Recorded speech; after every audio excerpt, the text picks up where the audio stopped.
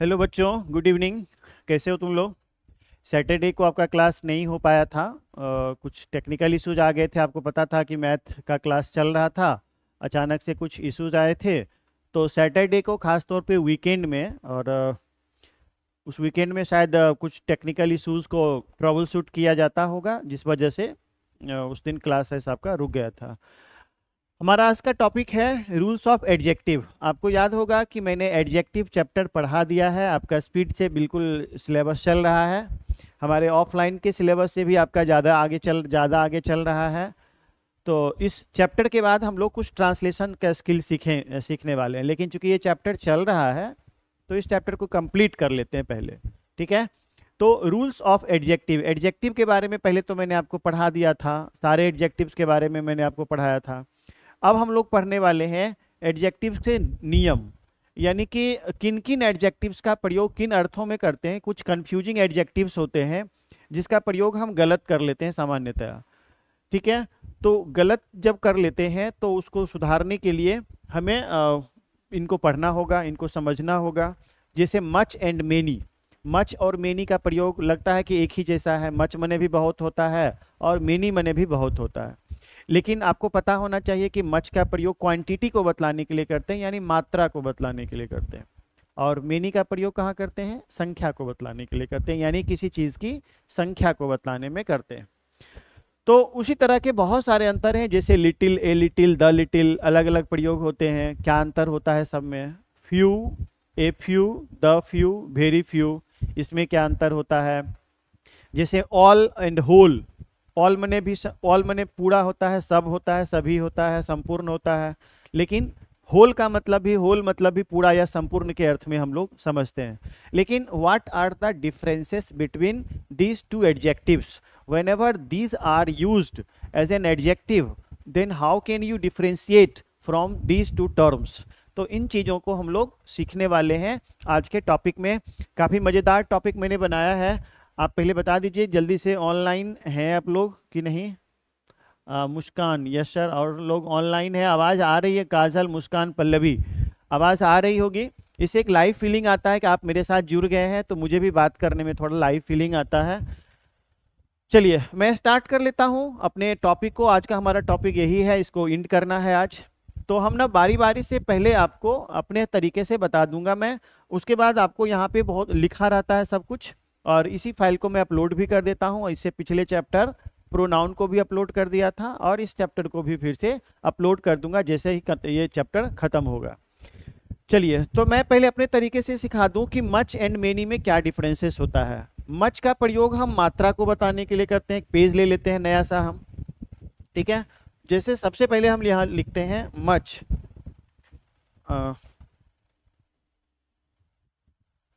चलिए स्टार्ट कर लेते हैं यहाँ पे मच का प्रयोग और मेनी का प्रयोग। इन दोनों का प्रयोग हम कहाँ कहाँ करते हैं?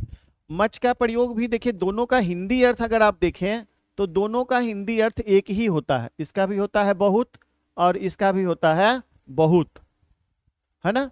अगर हिंदी अर्थ की बात करें तो दोनों का अर्थ होता है बहुत, लेकिन इसका प्रयोग बहुत में संख्या का बोध करने के लिए होता है। सॉरी, मच का मात्रा का बोध करने के लिए होता है।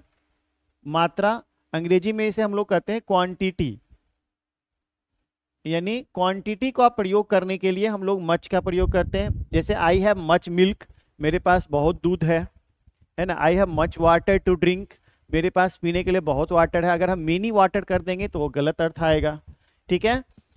तो इसी तरह क्वांटिटी को बतलाने के लिए हम मच का प्रयोग करते हैं। उसी तरह से संख्या का बोध करने के लिए, संख्या का प्रयोग करने के लिए, जैसे there are many students in my batch, मेरे बैच में बहुत सारे स्टूडेंट हैं। वहाँ अगर हम कहेंगे कि there are much students in our batch या इन माई बैच, तो वो सेंटेंस गलत माना जाएगा। क्यों? क्योंकि मेनी का प्रयोग हमेशा हम संख्या का बोध करने के लिए करते हैं, ना कि मात्रा का बोध करने के लिए। ठीक उसी तरह से मच का प्रयोग हम मात्रा का यानी क्वांटिटी का बोध करने के लिए करते हैं, ना कि संख्या का। तो यहाँ पे संख्या लिख दिया मैंने, और यहाँ पे इसको लिख देंगे यहाँ पे नंबर, यानी नंबर को एक्सप्रेस करने के लिए करते हैं, ठीक है। मैं एक एक सेंटेंस दे देता हूँ और आपको इसका भी प्रयोग देखना होगा कि इनका प्रयोग कहाँ हम करते हैं। तो आपको ये याद रखना पड़ेगा, क्योंकि संख्या का बोध है तो अनकाउंटेबल नाउन, सॉरी मात्रा का बोध है तो सिंगुलर अनकाउंटेबल नाउन के पहले हम करते हैं। अनकाउंटेबल नाउन हमेशा सिंगुलर ही होता है बउआ, प्लूरल होता नहीं है।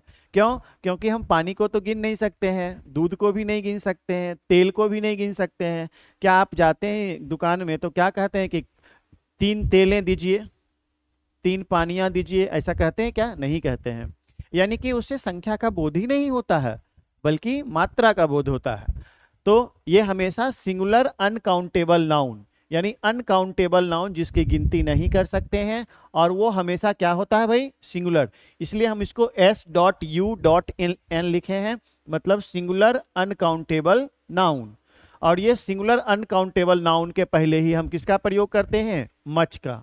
और इसका प्रयोग, मेनी का प्रयोग कहाँ करते हैं भाई? तो प्लूरल काउंटेबल नाउन, यानी सिंगुलर के पहले नहीं करते हैं। ये याद रखिएगा कि इसका प्रयोग सिंगुलर काउंटेबल नाउन के पहले नहीं करते हैं, बल्कि प्लूरल काउंटेबल नाउन के पहले करते हैं। और मच का प्रयोग हम सिंगुलर अनकाउंटेबल नाउन के पहले करते हैं। ठीक है, हिंदी में सब कुछ समझा दिया मैंने। आपके जो पीडीएफ्स बने हुए हैं उसमें इंग्लिश में लिखा हुआ है, एग्जाम्पल लिखे हुए हैं। मैं यहाँ पे आपको एग्जाम्पल पहले करके बता देता हूँ, तब जाके हम लोग उस पेज पे जाएंगे, पीडीएफ पे जाएंगे। ठीक है जी। जैसे I have much milk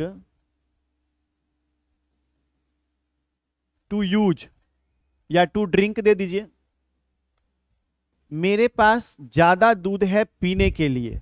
ठीक है, ये तो ड्रिंक, मिल्क क्या हो गया यहाँ पे? आप गौर करेंगे, मिल्क हो गया सिंगुलर अनकाउंटेबल नाउन, जिसकी गिनती हम नहीं कर सकते हैं। लेकिन अगर हम यहाँ लिखते हैं, अब मेनी का प्रयोग अगर हम करें तो इसमें हम देखेंगे इसका सेंटेंस, जैसे many students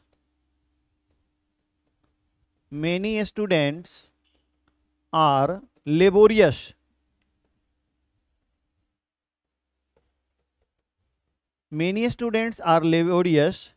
in my batch, यानी इन माई क्लास लिख दो, कुछ भी लिखो। यानी मेरे क्लास में बहुत सारे विद्यार्थी लेबोरियस हैं। लेबोरियस का मतलब होता है भाई मेहनती, है ना। अच्छा, स्टूडेंट्स देखिए, आप गौर करेंगे कि एस लगा हुआ है, यानी कि प्लूरल है, और ये प्लूरल काउंटेबल नाउन है। उसी तरह से जिस तरह से हमने यहाँ देखा था, तो प्लूरल काउंटेबल नाउन के पहले क्या लगता है? मेनी लगता है। और मच का प्रयोग हमेशा सिंगुलर अनकाउंटेबल नाउन के पहले होता है। यानी कि ये सारी बातें आपको अब अंदाजा मिल गया होगा। रागिनी शर्मा नो सर लिख रहे हैं, क्या नहीं समझ में आया कि आपने क्या, किस चीज के लिए नो सर लिखा है? रागिनी, ये सभी यस सर बोल रहे हैं। काजल यस सर। कुछ समझ में नहीं आया है अगर रागिनी, तो आप बता सकते हैं। मैंने तो अभी आपको मच और मीनी का सिर्फ डिफरेंस बताया है।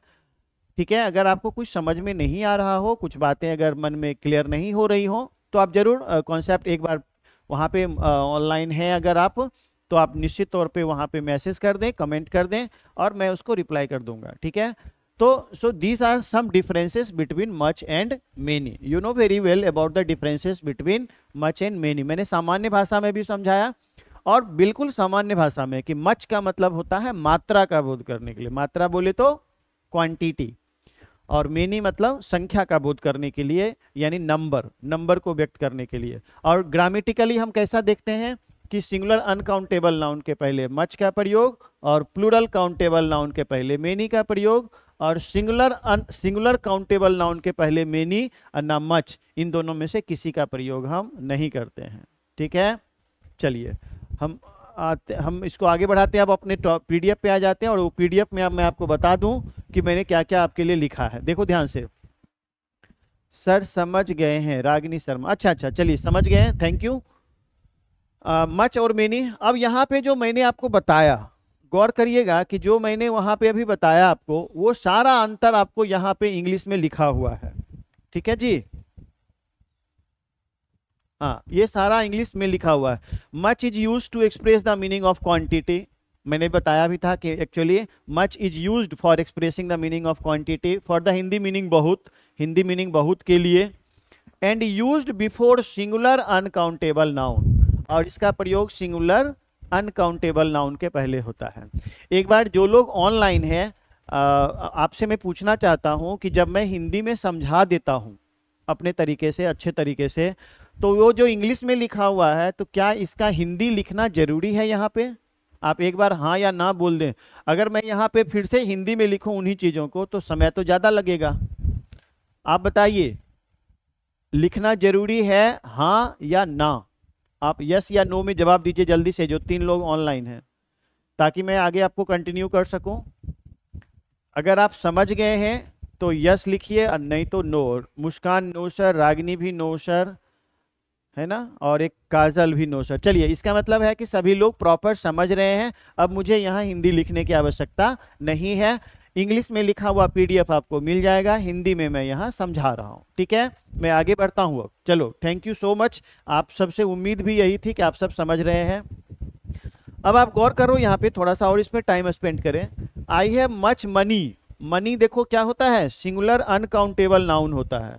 मनी क्या होता है भाई? सिंगुलर अनकाउंटेबल नाउन होता है, याद रखिएगा, है ना। इसलिए इसके पहले क्या लग गया? मच लग गया। टू स्पेंड, स्पेंड माने खर्च करना, इन द पार्टी, पार्टी में, यानी मेरे पास बहुत रुपये हैं, बहुत पैसे हैं पार्टी में खर्च करने के लिए।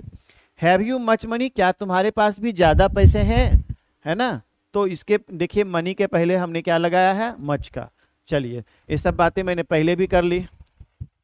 अब हम लोग सीधे आ जाते हैं मेनी के बारे में।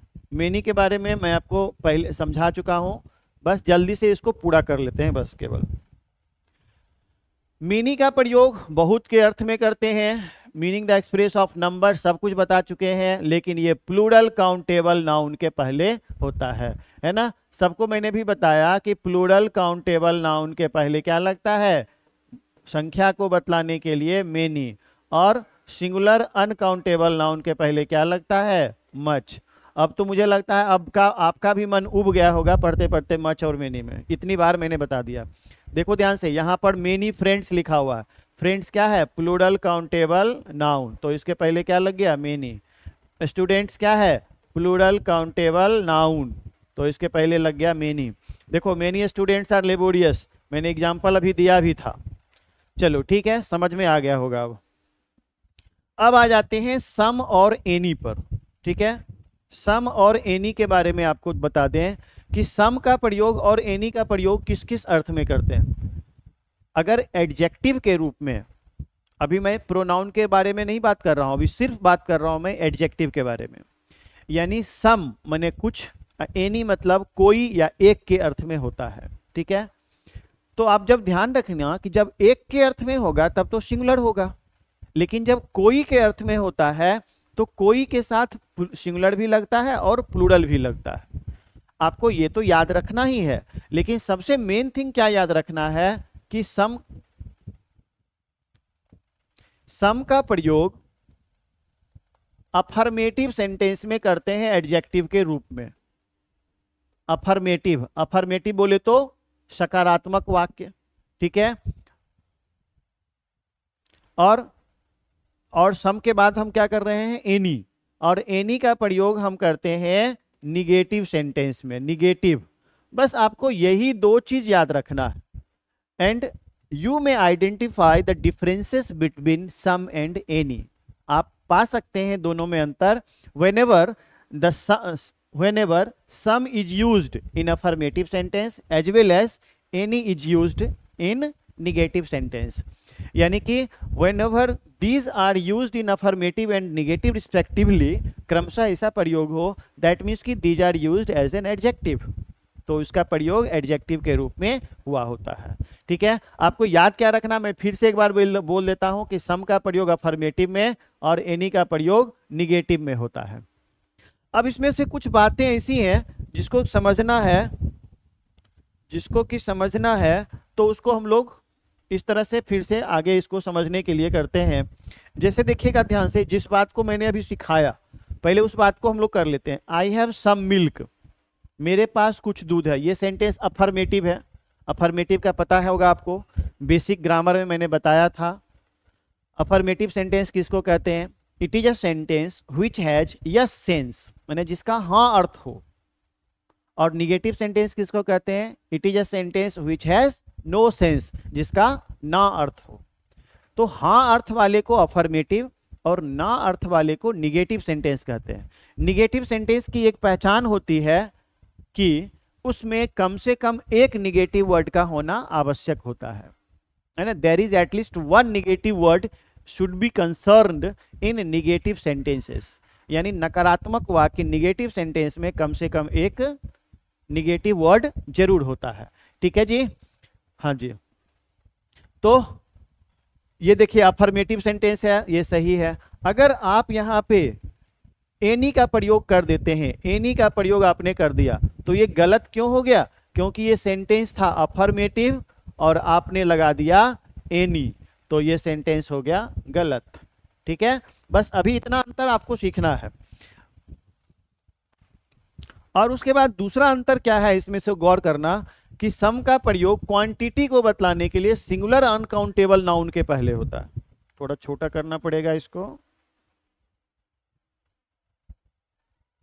हाँ जी, ठीक है। Singular uncountable noun, singular uncountable noun आप गौर करना कि जब मात्रा का बोध होता है तो सिंगुलर अभी तुरंत हमने पढ़ा भी था, अभी हमने मच के बारे में पढ़ा था कि सिंगुलर अनकाउंटेबल नाउन के पहले मच का प्रयोग बहुत के अर्थ में करते हैं। ठीक है, लेकिन यहाँ पे हम सम का प्रयोग करते हैं कुछ के लिए, यानी सिंगुलर काउंटेबल नाउन के पहले ही सम का प्रयोग करेंगे। किस चीज के लिए? कुछ के अर्थ के लिए, है ना। जैसे आई हैव सम मिल्क, मेरे पास कुछ दूध है ना। ये देखिए वाक्य गलत हो गया, क्यों? क्योंकि यहाँ पर एनी का प्रयोग किया गया था। तो singular uncountable noun affirmative sentence में करते हैं, ये भी आपने अभी पढ़ लिया। And to express the meaning of number, और जब संख्या का बोध करते हैं तब प्लूरल काउंटेबल नाउन के पहले करते हैं। यानी एक आपको ये याद रखना है, इसमें आपको याद रखना है मात्रा, और दूसरा इसका सम का प्रयोग क्या करते हैं? सम का प्रयोग करते हैं प्लूरल काउंटेबल नाउन के पहले। वहां भी अर्थ होता है इसका कुछ, लेकिन यहां पे संख्या का बोध होता है। ठीक है, लेकिन इस सब में एक बात याद रखना है कि इन सब का प्रयोग किसमें होगा? अफर्मेटिव सेंटेंस में होगा, अफर्मेटिव सेंटेंस में इसका प्रयोग होगा। तो सम के बारे में याद रह जाएगा। मैं फिर से बता दूं कि सम का प्रयोग मात्रा और संख्या दोनों को बतलाने में करते हैं, यानी क्वांटिटी और नंबर दोनों को बतलाने में करते हैं। दोनों में इसका हिंदी अर्थ एक ही, यानी कुछ होता है। मात्रा और संख्या दोनों का बोध करने के लिए करते हैं। याद ये रखना है कि जब मात्रा यानी क्वांटिटी को एक्सप्रेस करेगा तब सिंगुलर काउंटेबल नाउन के पहले लगेगा, लेकिन जब ये संख्या का बोध करेगा तब इसका प्रयोग प्लूरल काउंटेबल नाउन के पहले होगा। जैसे मान लेते हैं अगर आप कहें मेरे पास कुछ कलम है, तो कुछ कलम मतलब एक से ज्यादा कलम का बोध हो गया, है ना, तभी ना संख्या का बोध हुआ। तो एक से ज्यादा यानी प्लूरल, इसलिए प्लूरल काउंटेबल नाउन के पहले होगा। ठीक है ना। और उसी सेम जगह पे एनी का प्रयोग हम निगेटिव सेंटेंस में करते हैं। अब हम लोग निगेटिव सेंटेंस के बारे में भी देख लें कि कहां पर निगेटिव सेंटेंस की तरह प्रयोग किया गया है। आप गौर करेंगे यहाँ पे जो सेंटेंसेस कुछ लिखे हुए हैं उसके बारे में भी देखो। यहाँ पे यू हैव सम मनी, ये गलत हो गया। क्यों गलत हो गया ये? क्योंकि मनी क्या है? सिंगुलर अनकाउंटेबल नाउन है, और सिंगुलर अनकाउंटेबल नाउन के पहले हम यहाँ पे सम का प्रयोग नहीं करते हैं। ठीक है, सॉरी सॉरी सॉरी, ये तो मैंने गलत बता दिया यार, गलत बता दिया। देखो ये सेंटेंस है सही, क्योंकि अभी आपको मैंने बताया था कि singular uncountable noun, I am really sorry, मुझे बोलने में गलती हो गई।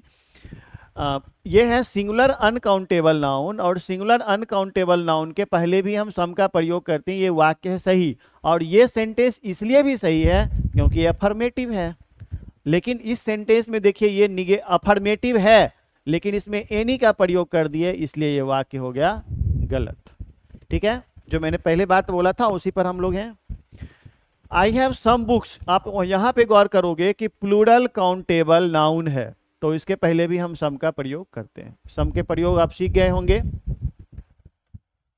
अब एनी का प्रयोग हम करके बताते हैं आपको कि एनी का प्रयोग हम कहाँ करते हैं। एनी का प्रयोग किया जाता है मात्रा को बतलाने में, जैसे सम का प्रयोग भी मात्रा को बतलाने में करते थे। और जब मात्रा का बोध कराने के लिए करेंगे तो ऑब्वियसली सिंगुलर अनकाउंटेबल नाउन के पहले करेंगे, सिंगुलर अनकाउंटेबल नाउन के पहले करेंगे, ये भी आपको पता है। और किस में करेंगे, तो निगेटिव सेंटेंस में करेंगे। ये आपको याद रखना है कि एनी का प्रयोग कोई या कुछ के रूप में एडजेक्टिव की तरह हमेशा निगेटिव सेंटेंस में करते हैं, जबकि सम का प्रयोग अफर्मेटिव सेंटेंस में उसी अर्थ के लिए करते हैं। And express the meaning of number, लेकिन जब इसमें संख्या का बोध होता है तब सिंगुलर या प्लूरल काउंटेबल नाउन दोनों के पहले होता है। ठीक है, अब मैं यहाँ पे एनी के बारे में सारा बात लिख रहा हूं, आप याद रखना। एनी के बारे में देखिए, कलर में चेंज करके लिखूं। एनी का प्रयोग मात्रा को बतलाने के लिए होगा, तब इसका प्रयोग सिंगुलर अनकाउंटेबल नाउन के पहले होगा। ठीक है, लेकिन एनी का प्रयोग जब संख्या को बतलाने के लिए होगा, जब संख्या को बतलाने के लिए होगा, तब यह सिंगुलर काउंटेबल नाउन और प्लूरल काउंटेबल नाउन। ठीक है, देखो सिंगुलर और प्लूरल काउंटेबल नाउन यानी दोनों नाउन में हम इसका प्रयोग कर सकते हैं, यानी ये भी सही है, ये भी सही है और ये भी सही है। ठीक है ना, लेकिन आपको ये बस अंतर दोनों में क्या है, अंतर आपको ये याद रखना है कि इसका प्रयोग हम निगेटिव सेंटेंस में करते हैं। बस यही आपको याद रखना है कि एनी का प्रयोग निगेटिव में, सम का प्रयोग अफर्मेटिव में करते हैं।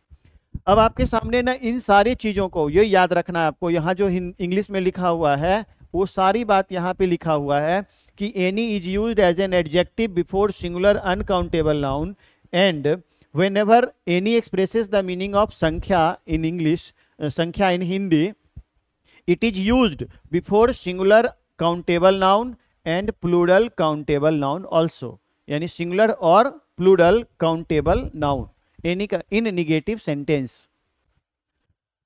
ठीक है, चलिए अब यहाँ पे कुछ एग्जाम्पल्स दिए हुए हैं, मैं उसके बारे में बात कर लूं। देखो ध्यान से, ही डिड नॉट, देखो ये सेंटेंस निगेटिव है तो निगेटिव में एनी लगा हुआ है यानी वाक्य सही है। और ये मिल्क क्या है, सिंगुलर अनकाउंटेबल नाउन। आपको ये एग्जांपल से समझ में आ गया होगा कि सिंगुलर अनकाउंटेबल नाउन के पहले एनी निगेटिव सेंटेंस में करते हैं।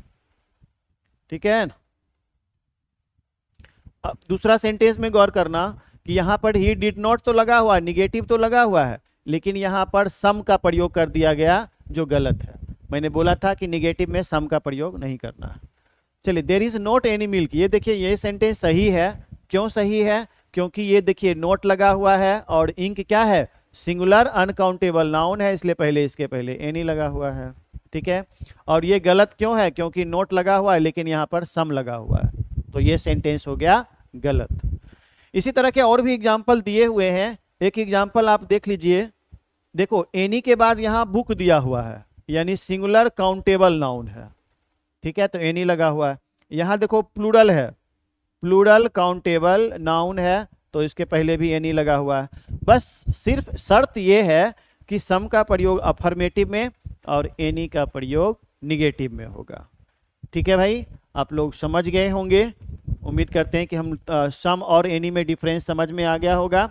बहुत सारे यहाँ पे एग्जाम्पल दिए हुए हैं और आपके कमेंट से लगता है कि आप अच्छे तरह से समझ रहे हैं। मुझे इन सब की हिंदी लिखने की आवश्यकता नहीं है, इतना हिंदी आप समझ रहे होंगे।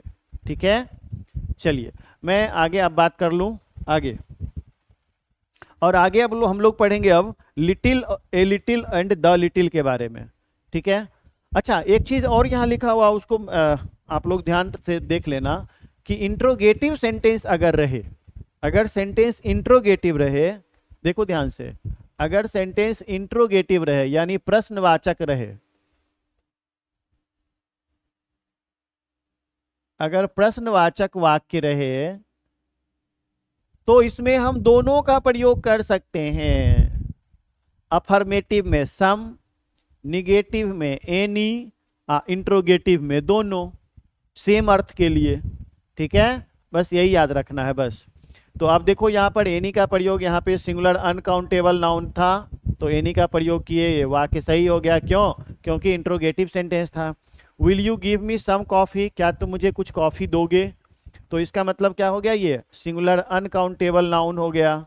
इसके पहले देखिए सम का प्रयोग लगा है, ये भी सही हो गया। क्यों? क्योंकि ये इंट्रोगेटिव सेंटेंस है। ठीक है, तो इंट्रोगेटिव सेंटेंस में एडजेक्टिव के रूप में सम और एनी दोनों का प्रयोग करते हैं। आपके सामने में एग्जाम्पल है दिया हुआ। चलो भाई आगे बढ़ते हैं। बहुत ही स्टैंडर्ड इंग्लिश सिखा रहा हूँ, you will have to make patience, आपको धैर्य रखना होगा। एक तो होता है सामान्य इंग्लिश, होता है जो 11th के बच्चे सामान्यतः सीखते हैं, लेकिन मुझे लगा कि आप सबके बॉडी लैंग्वेज से या कमेंट से पता चला कि आप सब सही जवाब दे रहे हैं, अच्छी इंग्लिश की ख्वाहिश रख रहे हैं, तो मैंने थोड़ा और स्टैंडर्ड को बढ़ा दिया और मुझे लगता है कि आप लोग सभी समझ भी रहे हैं। ठीक है, तो आगे बढ़ते हैं। अब हम लोग बात कर लेंगे लिटिल, ए लिटिल और द लिटिल के बारे में। लिटिल, ए लिटिल और द लिटिल के बारे में। और फिर से एक हम नया पेज ले लेते हैं और उस नए पेज में हम आपको बताने की कोशिश करेंगे लिटिल, ए लिटिल और द लिटिल में क्या अंतर होता है। पहले आप समझिए, यहाँ से एक लिखा मैंने लिटिल, फिर लिखा मैंने ए लिटिल और तब लिखा मैंने द लिटिल। ठीक है, little, a little and the little. Little का मतलब होता है क्या, आपके मन में आता होगा कम या थोड़ा, है ना।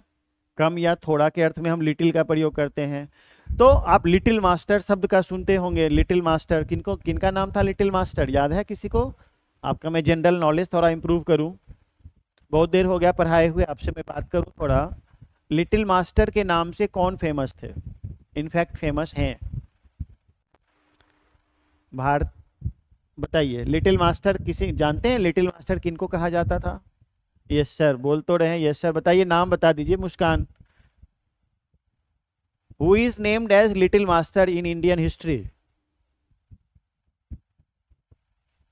मैं थोड़ा हिंट दे दूं क्या? इंडियन क्रिकेटर कोई है? इंडियन क्रिकेटर, इंडियन क्रिकेटर में किसी का नाम है लिटिल मास्टर?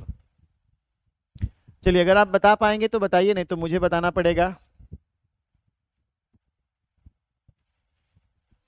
लिटिल मास्टर कहते हैं सुनील गावस्कर को, याद रखिएगा। सुनील गावस्कर का नाम लिटिल मास्टर था, यानी वो छोटे कद के थे इसलिए उनका नाम लिटिल मास्टर।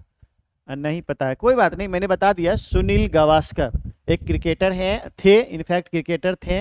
अब क्रिकेट तो नहीं खेलते हैं, अब कमेंट्री या फिर और भी चीज़ों में भाग लेते हैं। खैर, हम बात कर लेते हैं अब लिटिल, ए लिटिल और द लिटिल के बारे में। मैंने यहाँ पे लिखा हुआ है सब कुछ।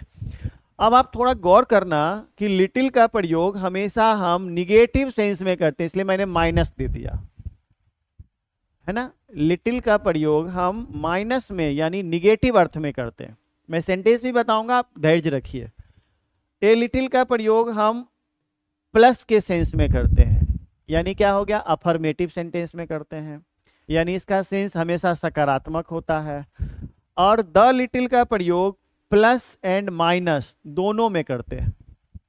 ठीक है, अब सबका हिंदी अर्थ हम बता देते हैं और मैं आपको समझाऊंगा कि ये प्लस माइनस क्या है, प्लस क्या है, माइनस क्या है। ठीक है, तनी ध्यान से खाली देखना बस। इसका मतलब होता है ना के बराबर, इसको हिंदी में हम कहते हैं ना के बराबर। ठीक है, और इसको हिंदी कहते हैं थोड़ा बहुत। देखिएगा ध्यान से, थोड़ा बहुत। और इसका मतलब कहते हैं जो कुछ थोड़ा, जो कुछ थोड़ा। देखिए है ना थोड़ा अजीब अर्थ, लेकिन जब इसके सेंटेंसेस देखेंगे तो आपको भी लगेगा कि हाँ ये अंतर तो होना चाहिए। अब इन सब के साथ लगता क्या है, हमेशा गौर करिएगा, प्लस प्लस प्लस, यानी लिटिल के, ए लिटिल के साथ और द लिटिल के साथ हमेशा सिंगुलर अनकाउंटेबल नाउन लगता है। इसके साथ भी सिंगुलर अनकाउंटेबल नाउन लगता है, इसके साथ भी सिंगुलर अनकाउंटेबल नाउन लगता है। किताबों में आपको ना भाषिक रूप से लिखा रहता है ना, लैंग्वेज फॉर्म में लिखा रहता है कि लिटिल का प्रयोग यहाँ करते हैं, लिटिल का प्रयोग यहाँ करते हैं। और आज के डेट में ना भाषा के रूप में पढ़ने के लिए कोई तैयार नहीं है, सभी को सांकेतिक रूप में चाहिए, सिंबॉलिकली। तो मैंने इसलिए आपको इस तरह से बता दिया, प्लस माइनस के सेंस में बता दिया। अब मैं जब यहाँ पे एग्जाम्पल लिखूंगा तो आपको और भी समझ में आ जाएगा, ठीक है। चलिए हम एग्जाम्पल लिखते हैं, यहाँ पे एक एक एग्जाम्पल्स को लिखते हैं। जैसे अगर मैं लिखूं I have little knowledge, little knowledge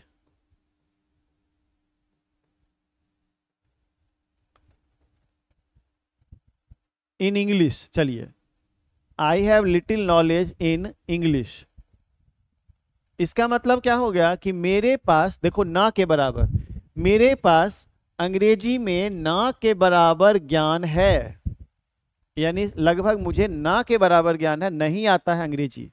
यानी इसका मतलब हो गया कि आई हैव लिटिल, देखो यहाँ पर लिटिल के पहले ए नहीं लगाया है, I have little knowledge of English या इन इंग्लिश, आप अंग्रेजी में या अंग्रेजी का।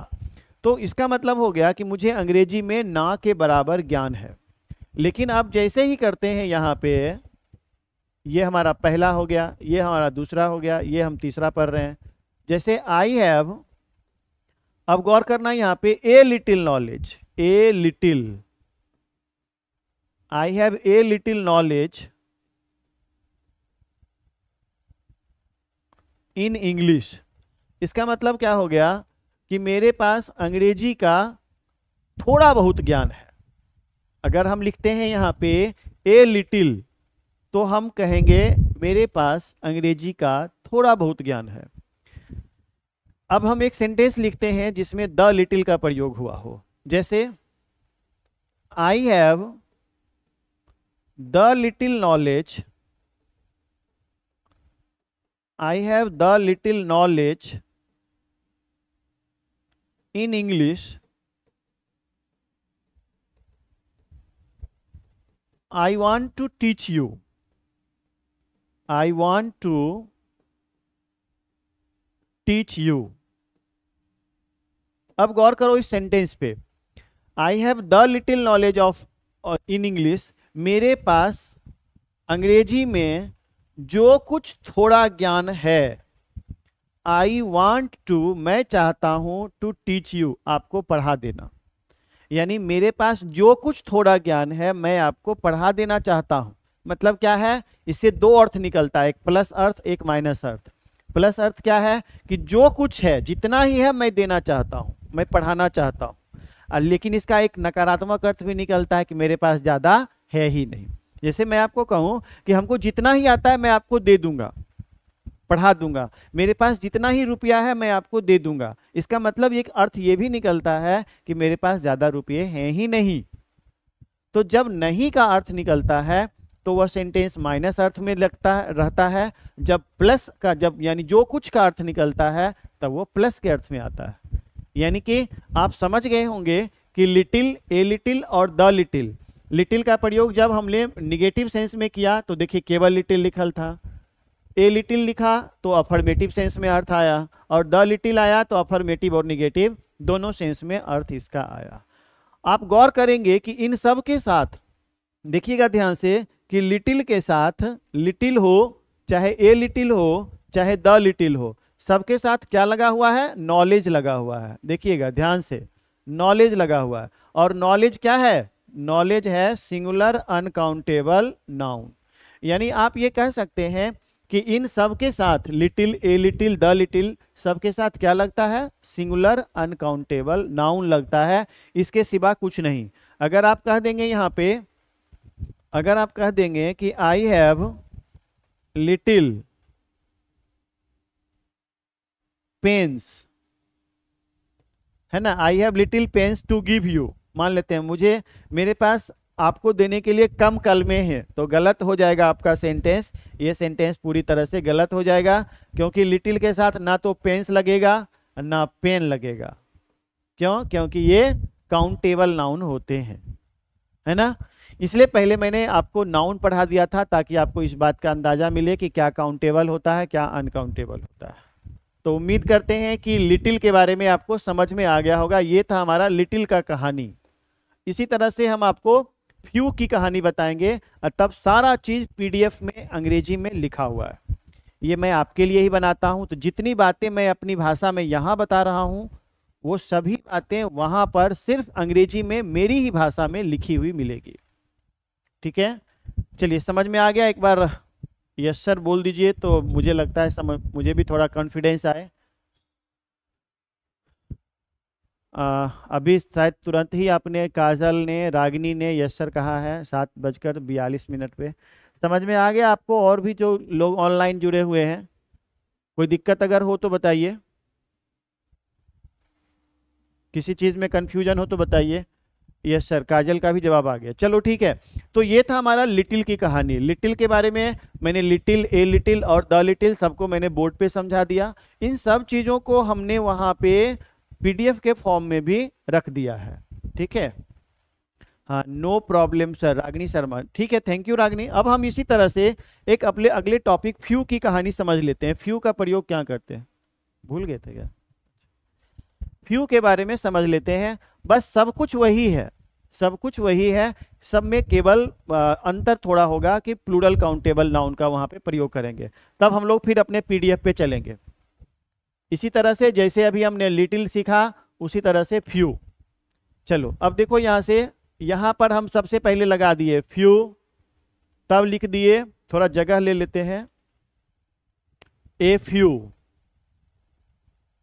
ठीक है, यहां भी स्मॉल लेटर में लिख दें, और उसके बाद द फ्यू। ठीक है, और उसके बाद एक ले लेते हैं वेरी फ्यू। ठीक है भाई, चलो ठीक उसी तरह से जैसे इसमें एक वेरी फ्यू हमने एक्स्ट्रा लिखा है, ये भी इसका यूसेज होता है। चलिए, इसका प्रयोग उसी तरह से माइनस अर्थ में करते हैं, इसका प्रयोग प्लस अर्थ में करते हैं, इसका प्रयोग प्लस माइनस दोनों के अर्थ में करते हैं, और इसका प्रयोग माइनस अर्थ में करते हैं। ये भी आपको याद रखना पड़ेगा। सारे सेंटेंस से मैं आपको समझाने वाला हूँ। ठीक है, इसका जो हिंदी होता है वो क्या होता है, इसका हिंदी, इसका भी हिंदी उसी तरह से होता है। फ्यू का मतलब कम है ना, या थोड़ा, है ना, और ये अर्थ होता है ना के बराबर, ना के बराबर, जैसा कि आपको लिटिल में भी याद होगा, मैंने बताया था। इसका भी अर्थ होता है थोड़ा बहुत। सबका अर्थ एक ही है, हिंदी अर्थ हम एक ही जैसा लगाते हैं, और इसका अर्थ होता है जो कुछ थोड़ा। आपको याद होगा वहां भी हम लोग जो कुछ थोड़ा, और इसका अर्थ होता है बहुत कम, बहुत कम। सबके लिए एग्जाम्पल के लिए मैंने जगह बना के रखा है। और अब हम लिखते हैं कि इन सब के साथ प्रयोग क्या क्या करते हैं, प्रयोग क्या क्या करते हैं। तो याद कीजिए, यहाँ पे हम करते हैं प्लूरल काउंटेबल नाउन। आपको याद होगा वहाँ हम करते थे सिंगुलर अनकाउंटेबल नाउन, यहाँ क्या करेंगे, plural countable noun.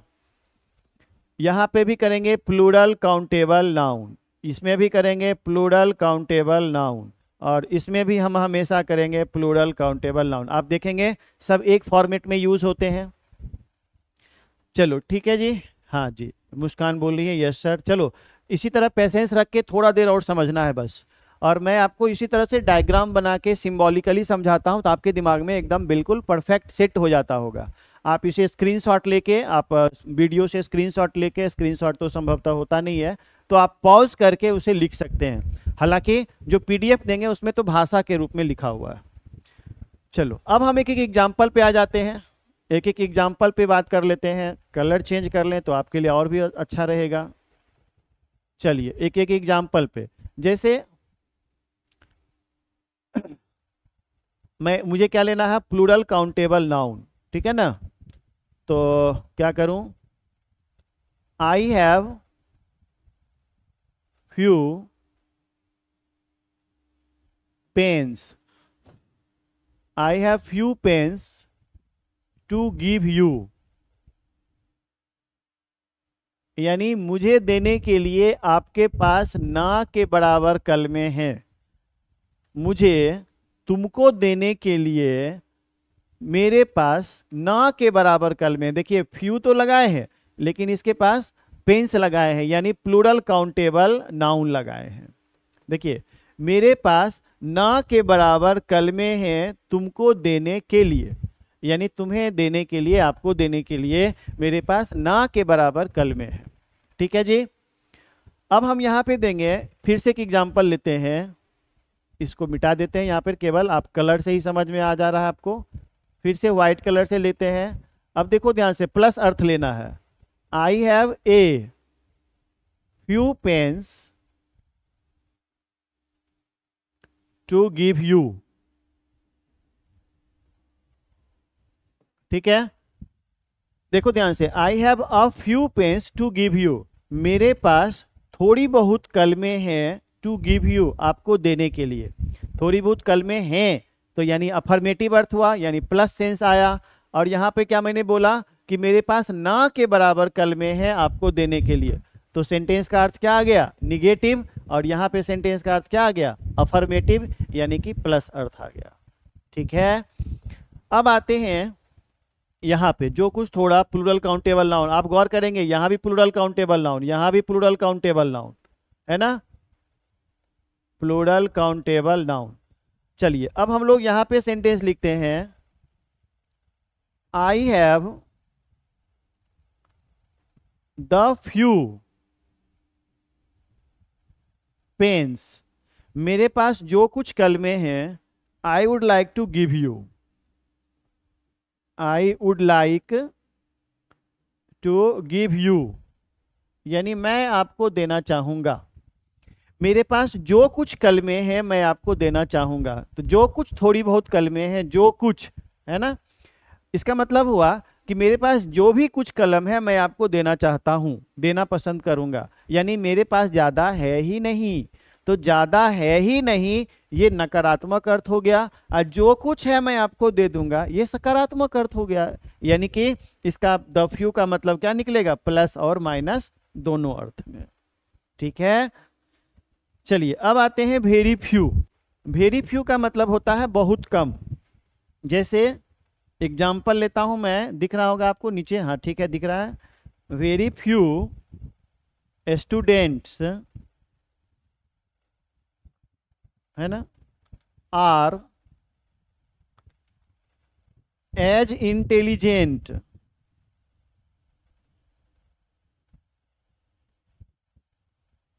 As I. देखो आई यहां नॉमिनेटिव केस में दिया मैंने, इसका मतलब हो गया बहुत कम विद्यार्थी। आप गौर करना, वेरी फ्यू के बाद हमने लगाया क्या? Plural countable noun, plural countable noun. आप गौर करना यहाँ पे प्लूरल काउंटेबल नाउन ही लगता है। तो बहुत कम विद्यार्थी आर हैं एज इंटेलिजेंट एज आई, यानी मेरी तरह तेज, यानी मेरी तरह बहुत कम विद्यार्थी तेज हैं। तो इसके लिए हम क्या लगा दिए यहाँ पे? वेरी फ्यू के साथ, यानी बहुत कम विद्यार्थी तेज हैं। इसका मतलब क्या निकलता है कि ज्यादा तेज नहीं है, ज्यादा विद्यार्थी मेरी तरह तेज नहीं है। तो नहीं शब्द जो आता है ये देखिए सेंटेंस को निगेटिव है, यानी माइनस अर्थ लिखा हुआ ना यहाँ पे ना, यानी कि सेंटेंस का अर्थ माइनस होता है जब वेरी फ्यू लगता है। तो आप डिग्री चैप्टर में मैं आपको पढ़ाऊंगा तो इस चीज को समझेंगे। तो आपके सामने में फ्यू की कहानी ये रही। इसके पिछले जो क्लास में सॉरी मैं क्लास बोल रहा हूँ, जो पिछला मिनट हमने बताया आपको, पिछले पेज में मैंने बताया था, वो लिटिल की कहानी थी। फिर से एक बार आप बता दीजिए कि समझ में आ गया या नहीं। अगर नहीं आएगा तो फिर मैं बताऊंगा। आपके सामने में आपके बोर्ड पे लिखा हुआ है, ये 4 अंतर है। फ्यू के बारे में सबसे पहले मैंने बताया, फिर ए फ्यू के बारे में, फिर द फ्यू के बारे में, और फिर वेरी फ्यू के बारे में। ठीक है, सभी लोग समझ में आ गया है लगता है। यस सर लिख रहे हैं Muskan, Kajal and Ragini Sharma. And all are excellent according to my perception. All the students like Ragini Sharma, Muskan and Kajal are intelligent. ठीक है, समझ में इसका मतलब आ रहा है सबको। अब मैं अपने पीडीएफ पे चलता हूँ, पीडीएफ से मैं आपको समझा, बस केवल वहाँ दिखा देता हूँ और इसके बाद आप। अच्छा एक बात और याद रख लेना, लिटिल, मैं आपको सिर्फ याद रखने के लिए बताता हूँ, ये चीज़ मैं 12th में पढ़ाऊंगा आपको सिंटैक्स चैप्टर में, बस केवल याद रख सकते हो तो रखना कि जिस सब्जेक्ट में लिटिल लगा हो, लिटिल बोले तो little, a little, the little, कोई, वो पूरा सब्जेक्ट हो जाता है सिंगुलर और उसके साथ हमेशा सिंगुलर वर्ब लगता है। ठीक है, ये याद रखना है। और जहाँ फ्यू लगा रहेगा उसमें फ्यू आ गया, ए फ्यू आ गया, द फ्यू आ गया, वेरी फ्यू आ गया, यानी ये सब चारों में से कुछ भी लगा रहेगा तो वो पूरा सब्जेक्ट को कर देगा प्लूरल। तो प्लूरल पूरा सब्जेक्ट हो गया तो उसके साथ प्लूरल वर्ब लगेगा, और सिंगुलर सब्जेक्ट रहेगा तो उसके साथ सिंगुलर वर्ब लगेगा। चलो इसका भी हम एक एग्जांपल दे ही लेते हैं। जैसे लिटिल लर्निंग, लिटिल लर्निंग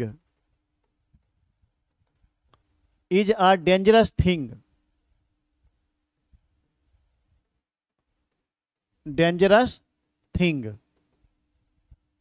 इसका मतलब क्या होता है भाई? इसका मतलब होता है, आपको याद होगा कहावत है ये, इसका अर्थ होता है अधजल गगड़ी छलकत जाए। अधजल गगड़ी, गगड़ी समझते हैं ना भाई, गगड़ी, छलकत जाए, अधजल गगड़ी छलकत जाए, है ना। चलो ये जो लिखा हुआ है लिटिल लर्निंग, आपको याद क्या रखना, जो मैंने बताया कि लिटिल के साथ देखो ये जो लगा हुआ है सिंगुलर अनकाउंटेबल नाउन, और इसके साथ ये जो पूरा सब्जेक्ट हो गया, ये जो पूरा सब्जेक्ट हो गया, इसके साथ वर्ब क्या लगा? इज। तो इज क्या चीज हो जाता है? सिंगुलर। ठीक है, उसी तरह से एक हम फ्यू का भी एग्जांपल ले लेते हैं। जैसे a few students, a few students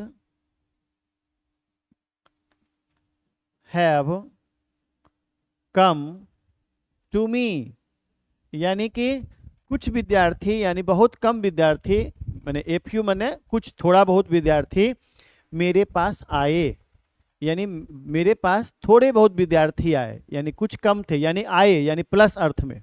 ठीक है, अगर हम यहां लगा देंगे फ्यू स्टूडेंट्स, देखो ध्यान से, few students have come today, या फिर in my coaching today, in my coaching today. तो इसका मतलब क्या हो गया कि ना के बराबर विद्यार्थी मेरे कोचिंग में आज आए हैं।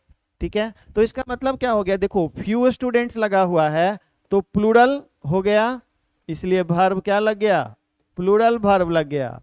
और देखो ध्यान से, यहां पर भी प्लूरल वर्ब लग गया। क्यों? क्योंकि फ्यू से बना हुआ सब्जेक्ट क्या हो जाता है? प्लूरल। लेकिन देखना यहां गौर करके कि लिटिल से बना हुआ जो सब्जेक्ट था उसके साथ वर्ब कौन सा लग गया? Singular verb. बताइए, समझ में आ गया? अभी कोई ऑनलाइन आए हैं? Anji, Muskan, Ragini, Kajal and Pallavi. Pallavi where are you? कहाँ हो इतना लेट?